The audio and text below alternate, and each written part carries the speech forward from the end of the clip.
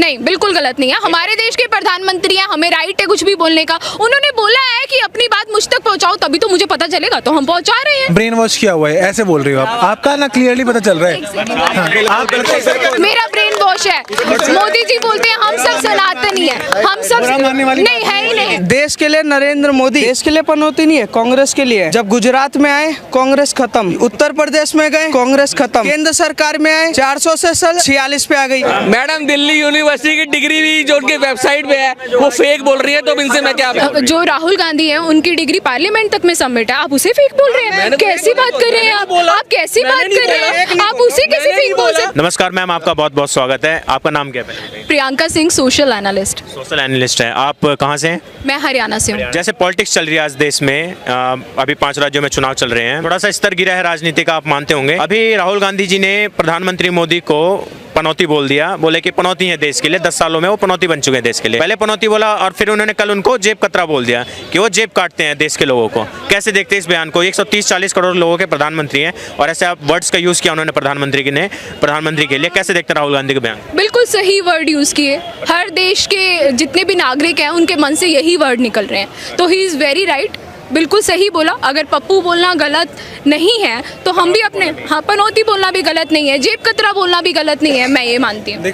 हाँ, प्रधानमंत्री जो हैं उनको अगर कोई पनौती और जेब कतरा बोल रहा है और एक गरिमा वाला पद है, संवैधानिक पद है, उसमें कोई गलत नहीं है। नहीं, बिल्कुल गलत नहीं है। हमारे देश के प्रधानमंत्री हैं, हमें राइट है कुछ भी बोलने का। उन्होंने बोला है कि अपनी बात मुझ तक पहुंचाओ, तभी तो मुझे पता चलेगा, तो हम पहुंचा रहे हैं। अच्छा, तो आप मोदी जी को पनौती मानती है? बिल्कुल मैं मानती हूँ। अच्छा, उस दिन आप तो मनहूस मानती है, मतलब 10 सालों में मोदी जी पनौती रहे हैं देश के लिए, बहुत बड़ी पनौती रहे हैं। हमारे पास जो पैसे थे वो पहले निकलवा लिए, फिर बोले कि 2000 के नोट रख लो जेब में, तो थोड़े दिन बाद आए बोले वो भी वापस दे दो, फिर बोले 15 लाख आएंगे, वो भी कहीं नहीं आए हैं। सो ओवरऑल एजुकेशन नहीं है हमारे यहाँ पे देश में, बिल्कुल भी बेरोजगारी बढ़ती जा रही है। और ये जो जेब कतरा बोल दिया कि मोदी जी जेब काटते हैं और अडानी जेब पैसा लेके भागते हैं, यही तो बता रही हूँ ना कि जो हमारे पास नोट थे वो ले गए, उसके बाद जो 2000 के नोट दिए वो भी ले गए, तो जेब कतरा ही तो हुए। जेब कतरे। हाँ बिल्कुल। बताइए, बोल रहे हैं कि ठीक बोला है, बिल्कुल पनौती भी है और जेब कतरे भी है। देखो गलत बोला है। राइट टू स्पीच ठीक है, हमारा फंडामेंटल राइट है, बट ये अब तो एक लिमिट होता है। ठीक है, एक स्ट्रॉन्ग ओपिनियन होना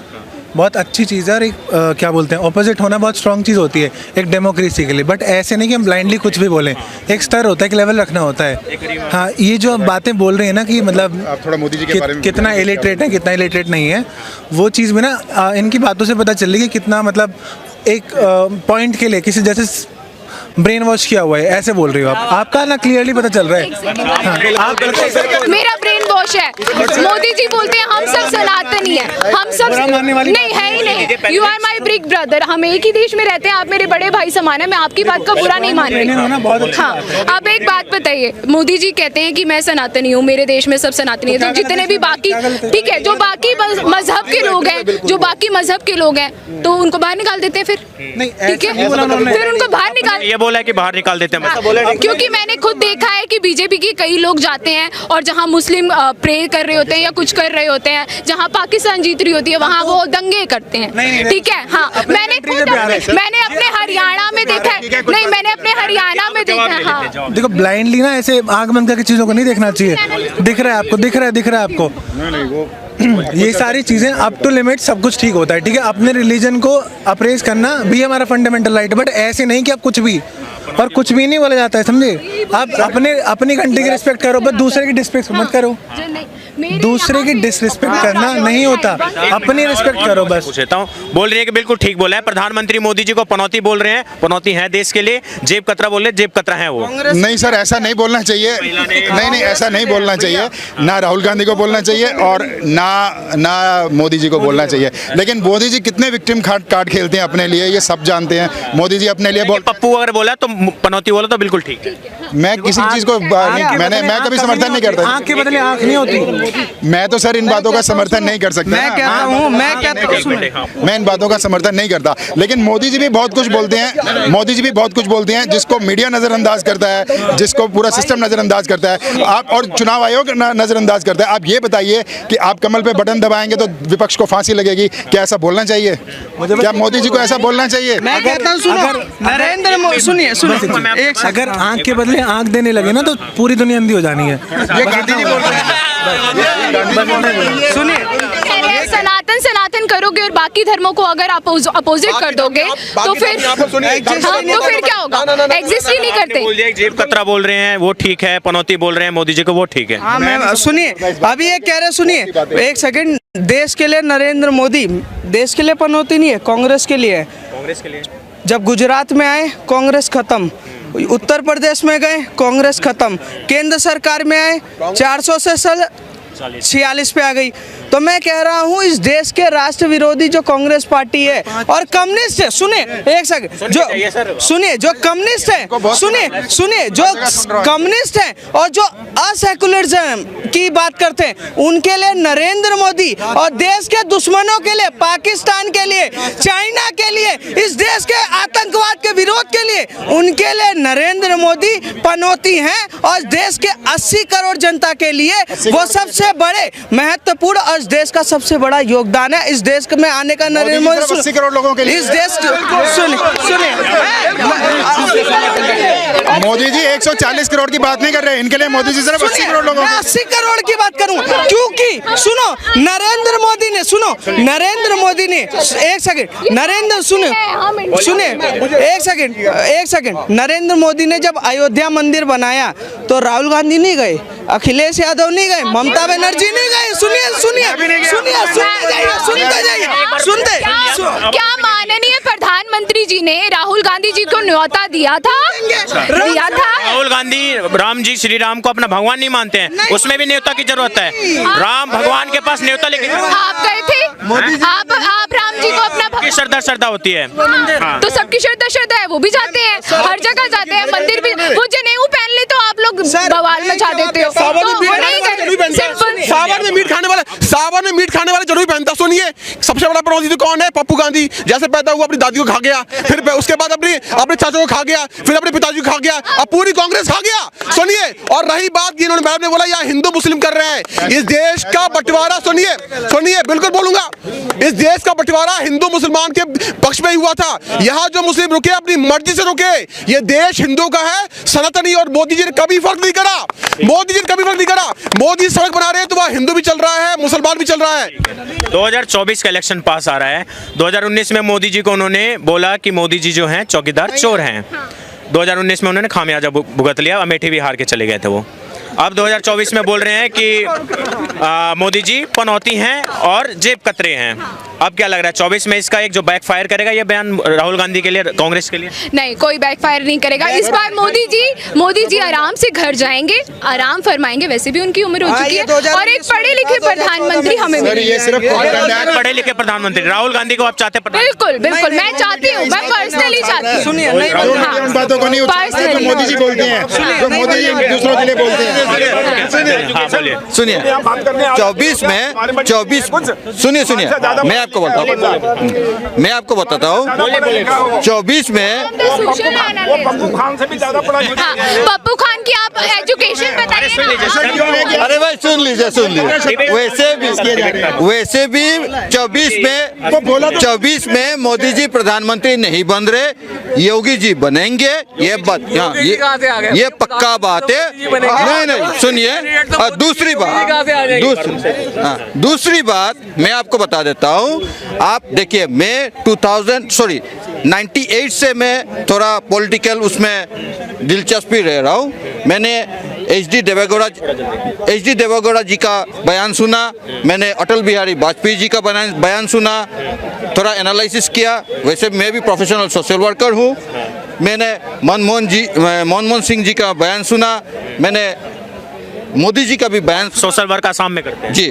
तो मुझे ऐसा लगा जो अभी जो ट्रेंड चल रहा है ना, इसके लिए जिम्मेदार मोदी जी है, क्योंकि रख दिया अपना बयान क्योंकि ये बता रहे हैं मोदी जी जिम्मेदार है पनौती और जो ये जेब कतरा बोलने वाला है कि मोदी जी ने ये ट्रेंड शुरू किया पप्पू और ये सब बोल के। मैम बोले बिल्कुल ठीक बोला है, हम प्रधानमंत्री हैं, हम कुछ भी बोल सकते हैं, हम देश की जनता, उनको चाहे हम पप्पू बोले, उनको चाहे हम जेब कतरा बोले, चाहे उनको हम पनौती बोले। देखिए राहुल गांधी मैम का जवाब जो बात है उनका जवाब जी, मैम का शायद पता नहीं क्या, इतने पढ़े लिखे आदमी, हमको समझ नहीं आ रहा है कि क्या है। सोशल एनालिस्ट वही दिक्कत। सामाजिक विश्लेषक जो होते हैं, सामाजिक विश्लेषक। आप इतनी पढ़े लिखे आदमी होकर के अगर आप बोलती हैं कि राहुल गांधी जो खुद को मतलब प्रधानमंत्री बनना चाहते हैं इस देश का, तो ये तो खैर सपना सबको देखना चाहिए, अच्छी बात है, सपना सबको देखना चाहिए। या मैं भी सोच सकता हूँ, मैं भी बोल सकता हूँ, जब इस देश का एक चाय बेचने वाला प्रधानमंत्री बन सकता है तो राहुल गांधी का भी हक है प्रधानमंत्री बनने का सपना देखना। सबके लिए ये उत्तरदायित्व बनता है उसका, ठीक है। मैडम ने अभी एक बात बोला, मैंने भी सुना कि भाई ने बोला था कि 80 करोड़, ठीक है, नहीं वो नरेंद्र मोदी कभी नहीं बोले हैं कि हम 80 करोड़ जनता का प्रधानमंत्री हैं।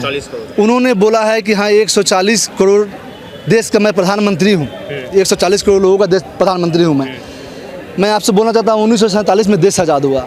जब 1948 में देश इंडिया पाकिस्तान बंटवारा हुआ, इंडिया और पाकिस्तान का जब बंटवारा हुआ उस टाइम में मैं किसी मुस्लिम विरोधी या सिख विरोधी या हिंदू विरोधी मैं बात नहीं करूँगा, मैं एक इंसानियत की बात करूँगा।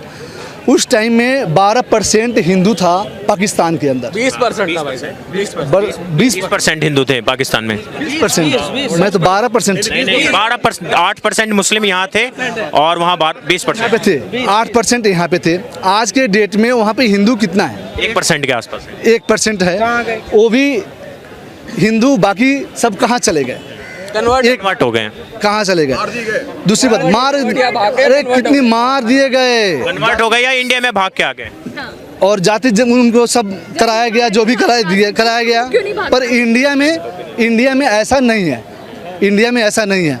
वहाँ पे वोट देने का भी अधिकार छीन लिया गया। मैं ये क्वेश्चन पूछ रहा हूँ, मैम ने बोला कि मैम ने बोला कि हम देश की मैम ने बोला हम देश की जनता हैं, हम मोदी जी को चाहे गाली दे, चाहे पनौती बोले, चाहे मनहूस बोले, चाहे वो बोले, कुछ भी हो सकता है। नरेंद्र मोदी ने कभी ऐसा नहीं बोले हैं, नरेंद्र मोदी कभी नहीं बोले हैं, अपने मुंह से अपने लैंग्वेज से नहीं बोले हैं, ठीक है। राहुल गांधी नहीं ये कह रहे हैं, अरे मैडम एक काम आप लेके आ गया एक मैं भी जवाब देना चाहता हूँ। आप आ जाओ। एजुकेशन के मामले में मैडम बिल्कुल सही बात है। के मामले में मैं यही राहुल गांधी को इलेक्शन कमीशन में वो दिखानी चाहिए कि ये प्रधानमंत्री झूठ बोलते हैं कि बस एमए की डिग्री है। उन्होंने अपनी मार्कशीट दिखाई, डिग्री दिखाई, दिल्ली यूनिवर्सिटी की डिग्री दिखाई। अगर ये झूठ बोल रहे हैं इस पे इलेक्शन कमीशन के पास क्यों नहीं आते कि झूठा प्राइम मिनिस्टर है, झूठी डिग्री दिखा रहा है। जब सारे वो उनके डॉक्यूमेंट दिखा रहे हैं, आपके पास हिम्मत है चैलेंज करिए कि वो अनएजुकेटेड है। मोदी जी के जो डिग्री है वो फर्जी है, प्रूव कीजिए। मोदी जी की डिग्री जो है वो फर्जी है, राहुल गांधी की जो डिग्री है वो सब एजुकेटेड ऑन पेपर है। और हम सबसे बड़ी बात मैं ये कहना चाहूंगी, अगर एजुकेशन की ही मैं बात करूं, अगर मैं एजुकेशन की बात करूं तो एजुकेशन हमारे हाँ, अरे डिग्री दिखा रहे हैं वो अपनी, तो आप मुझे क्यों बोल रहे हैं? तो डिग्री दिखा रहे हैं ना मैडम वो अपनी, तो राहुल गांधी भी तो दिखा रहा है, दिखा रहे हैं ऑन पेपर्स ऑन पार्लियामेंट उनकी डिग्री पूरी मेंशन है, वहाँ पे सबकी उनकी पूरी डिग्री मेंशन है। एजुकेशन की मैं अगर बात करूँ, नौकरी की अगर मैं बात करूँ, मेरे हरियाणा के जो सीएम है, औरतें उनके पास नौकरी मांगने गई, ऑन रिकॉर्ड है, मनोहर लाल खट्टर जी ऑन रिकॉर्ड है, उन्होंने भरी सभा में औरतों को ये कहा कि अगली बार चंद्रयान पे तुझे बिठाकर भेज दूंगा। ये आप सीएम के वर्ड्स हैं। और उसके बाद एक औरत ने अपनी जो चुन्नी है वो उनके कदमों में रख दी, तब भी उनका कोई रिएक्शन नहीं था। एक बार और राज्य की राजनीति पे आ रहे हैं, मैं राष्ट्रीय राजनीति की बात कर रहा हूँ।